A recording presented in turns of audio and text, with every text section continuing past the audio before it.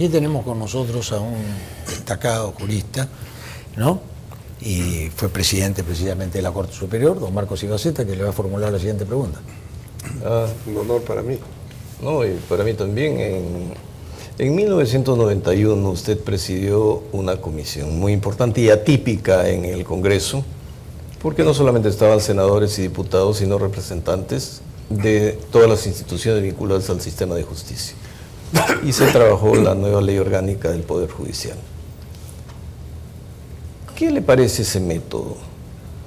En el recuerdo, en el transcurso del tiempo, la ley tendía a que el Poder Judicial tenga realmente autonomía, ¿no? Y que la Corte Suprema ejerciera poder. ¿Cómo ve en el transcurso del tiempo el resultado? Yo creo que el análisis de lo ocurrido en el Poder Judicial, como lo he dicho hace un momento, no ha sido satisfactorio para el país.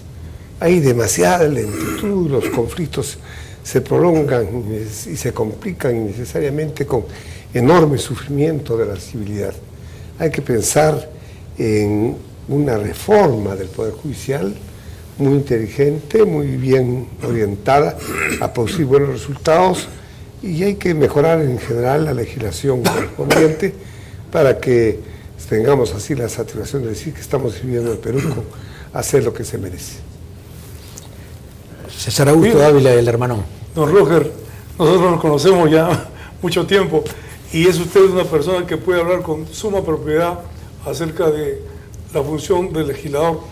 Yo le quisiera preguntar, ¿se justifica de algún modo que se esté discutiendo en el Congreso acerca de la unión legal o no de estos señores de conducta atípica, ¿no? En vez de afrontar problemas como la corrupción generalizada, los defectos del Estado en cuanto a seguridad ciudadana, servicios a la salud, a la educación y otros tan urgentes como ellos? Ya lo dije también hace un momento, me parece que es un tema a tratar, pero no es el único. Simultáneamente hay que abarcar otros aspectos que en los últimos años no se han tocado debidamente en el Perú. Por ejemplo, quiero referirme, dentro de muchas cosas al lado de las que ya he señalado, la poca preocupación que tenemos por nuestro mar territorial. Me acuerdo mucho cuando vivía el principal hombre que ha manejado la riqueza del Perú y que falleció inesperadamente al inicio del gobierno del señor Velasco. Me acuerdo mucho porque era asesor de 10.000, de todos los pescadores de Anchimete en el Perú. No está el país cautelando esa riqueza en la forma de vida. No estamos cautelando el adecuado desarrollo de toda la parte alta del Perú. Ha habido una reforma agraria que en mucho sentido ha significado un retroceso, un abandono del campesino de la sierra. Yo voy a Puno y me siento penoso de comprobar que allí donde había millones de cabezas, hoy día no llegan a 1 millón los ovinos que allí existen, que se han acabado casi las vicuñas y las alpacas quedan unos pocos. Roger, sí. Discúlpame que te interrumpa porque el tiempo es breve en televisión. Para cortar un poquito la entrevista en términos de las preguntas y respuestas que queremos hacerte, aprovechar de ti lo máximo. Sentimos nosotros que el valor de la tierra ha cobrado cada vez más importancia, ¿no es cierto? Eso no se acaba nunca, la tierra producirá por eterna memoria, ¿no es cierto? Pero el pueblo rural está abandonando su propiedad para venirse a las ciudades, a las grandes ciudades, y así se convierten en consumidores. O sea, tenemos que generar consumidores matando el campo, quitándole la selva a los verdaderos dueños, para que lleguen los emporios y las grandes empresas a conquistar la selva y a comprarse la sierra. ¿Qué opina de mi comentario? Ya lo dije también hace un momento, los últimos gobiernos se han olvidado de las obligaciones contraídas por el Perú con aquella reforma agraria aceleradamente producida, generada con el señor Velasco, y que lamentablemente el señor Belaúnde no quiso asumir la responsabilidad de iniciarla verdaderamente, dando lugar a que se produjera el golpe de Estado consciente.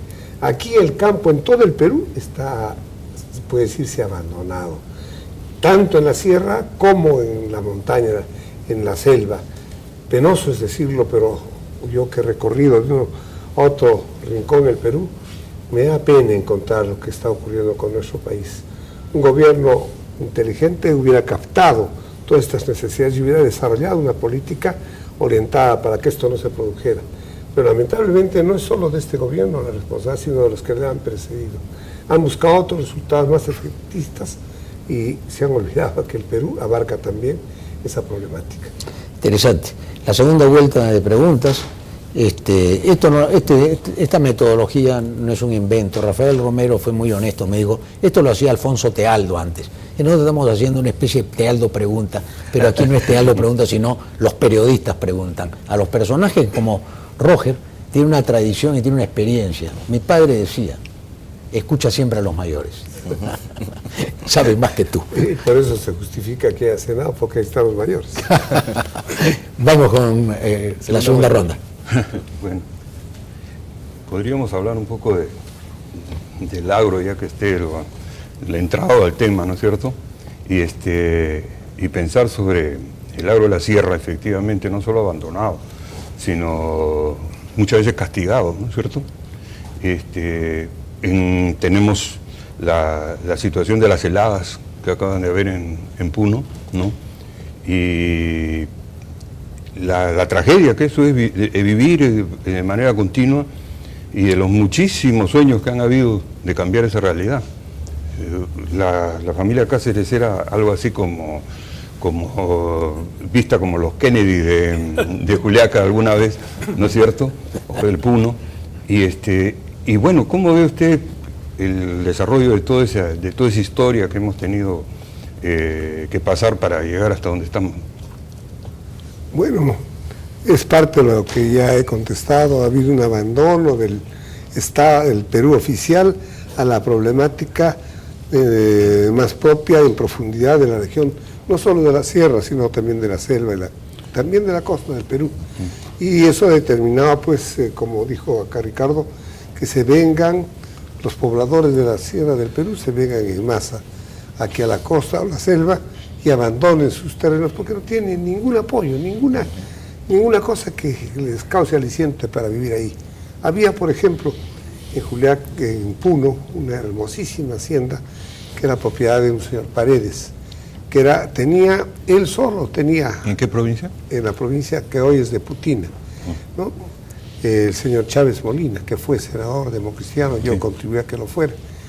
Y una hermosísima hacienda, todo el mundo se regocijaba contemplando aquello, y al lado la hacienda de un señor Paredes, donde habían cerca de 3.000 vicuñas criadas por él, y que tenía una biblioteca fabulosa sobre el particular.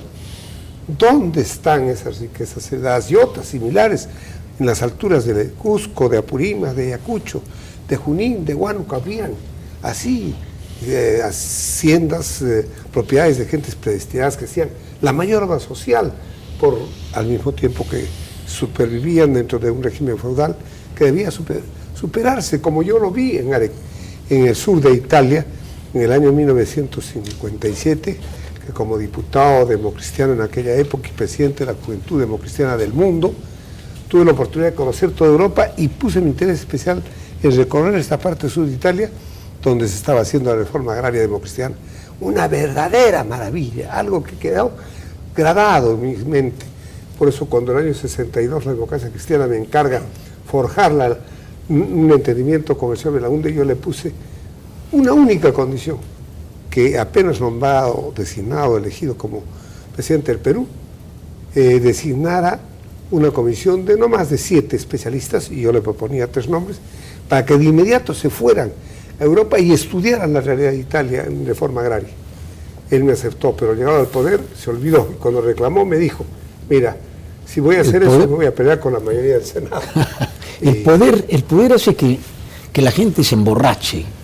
¿Qué pasa con el poder? Una pregunta cortita nomás, para una respuesta muy corta. ¿Qué tiene el poder que emborracha? ¿Qué tiene el poder que emborracha? ¿Qué tiene el poder que emborracha y envicia a la gente? Y envilece. La facilidad de conseguir determinadas condiciones que muchos quieren lograr cuanto antes, ¿no? Favorables, por supuesto, para su persona, ¿no? Influencia, dinero, colocación de familiares, etcétera. Ven todo aquello y, por supuesto, que se sienten dueños de la situación. Rafael Tengo Romero, una pregunta para para- respuestas breves, porque el tiempo nos va ganando, Ya, pero tú tienes ya, una gran ya, capacidad ya, de ya. síntesis. Don Roger Cáceres, Telegráfico. más de un televidente seguramente se acuerda del Frenatraca. Usted ha dicho hace instantes que se ha retirado de la política, pero ¿por qué el Frenatraca no tuvo esa continuidad? ¿Qué testimonio nos puede dar muy brevemente sobre este partido que en los 80 y poco antes representó toda una alternativa? El Frente Nacional de Trabajadores y Campesinos era un partido que surgía del pueblo trabajador y campesino, que en todo sitio no encontró una comprensión.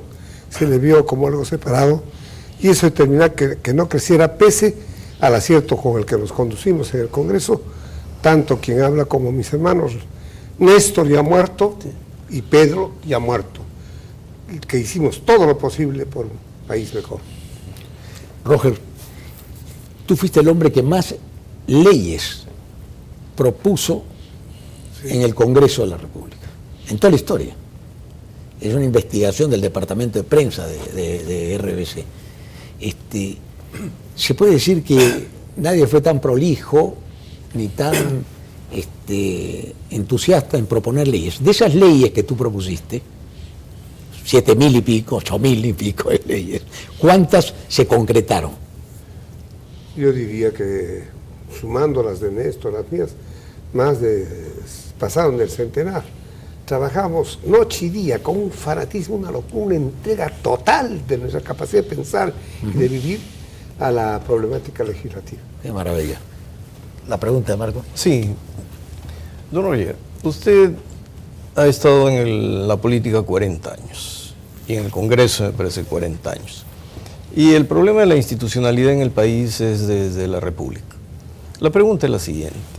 Si teníamos Senado, teníamos diputados y teníamos gobiernos democráticos, ¿por qué siempre el pueblo se quedaba insatisfecho y justificaba golpes de Estado, dictaduras y el terrorismo casi nos devora?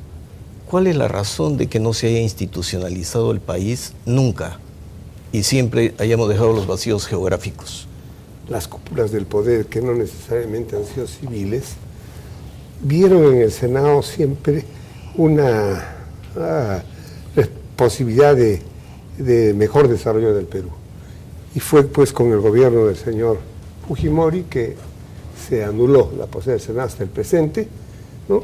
Son casi 25 años que no tenemos Senado, y eso digo con conocimiento de causa, conociendo el mundo como lo conozco, porque he visitado 45 países por lo menos, y en la mayor parte he visto el Senado funcionando. Acá nos falta un Senado cuanto antes, bien constituido, y el Poder Ejecutivo lo va a agradecer, porque va a encontrar que por ese camino van a llegar ideas, iniciativas, posiciones ante el pueblo que van a contribuir a que se comprenda mejor lo que el Ejecutivo quiere. Además, Mi querido- complementando lo que dice Marcos Ibaceta, se evitaría también esta suerte de desprestigio en la que ha caído hoy día el Congreso, porque tendríamos el balance de los senadores, llamémoslo así, los veteranos, los veteranos, ¿no? Con los jóvenes impetuosos que vienen de las ciudades, que vienen con la carga, ¿no?, emotiva de lo que pasa en el país, para que una vez aprobada ahí las leyes, el Senado las ratifique. Debería ser así. Bueno, fundamentalmente ocurre pues de que mucha gente que tenía, como quien habla, una vocación de aporte al país en materia legislativa, al ver que las posibilidades institucionales del Congreso se han restringido, se han sentido comprometidos con esa restricción y se han apartado de la política para dedicarse a otras acciones, otras que son también importantes para el Perú. Gracias, Roger. La última pregunta. Mi querido don Roger, sí, yo creo que en el vuelo del tiempo vamos a llegar a aterrizar en el presente. ¿Cómo ve usted al presente gobierno? Yo lo veo como al presidente del gobierno como que ha tenido muy buenas intenciones. Y la razón de ello fue elegido, tuvo una mayoría de votos. Pero han transcurrido los meses y a los años, y la gente viene comprobando en todo el rincón del Perú que esas maravillosas promesas hechas en momento electoral no han fructificado, han sido flores bonitas, pasado el tiempo electoral, se han disminuido, se han secado, y al momento de comprobar resultados en todas las esferas, en el área rural, en el área del litoral, en el área de la minería, en el área del Poder Judicial, en el área del Poder Legislativo, en todas las áreas se ve que no se ha avanzado. Entonces la gente se siente desilusionada, que no se ha cumplido lo ofrecido, que esas hermosas flores no han fructificado, y por eso es de que el señor Ollanta ha visto bajar el caudal de peruanos que tenía fe en su persona. Bueno, señores, mi querido Roger, mi agradecimiento por tu visita aquí a RBC Televisión. Orgulloso de ser peruano. Queremos escucharte esa frase. Orgulloso, por supuesto, como puneño, arequipeño, de ser peruano, miembro de esta patria tan hermosa que tenemos. Gracias, Roger.